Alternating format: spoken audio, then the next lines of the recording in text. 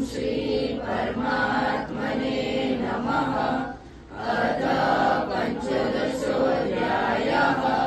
श्रीभगवानुवाच ऊर्ध्वमूलमधःशाखम् अश्वत्थं प्राहुरव्ययम् छन्दांसि यस्य पर्णानि यस्तं वेद स वेदवित्।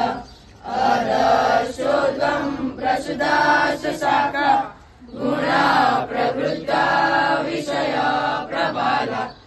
अधश्रमेण सन्ततानि कर्मानुबन्धीनि मनुष्यलोके न रूपमस्येह ततोपलभ्यते नान्तो न चान्ये न च सम्प्रतिष्ठा। अश्वत्थमेन सुनिरूढमूलम् अशङ्खशस्त्रेण दरेण चित्वा।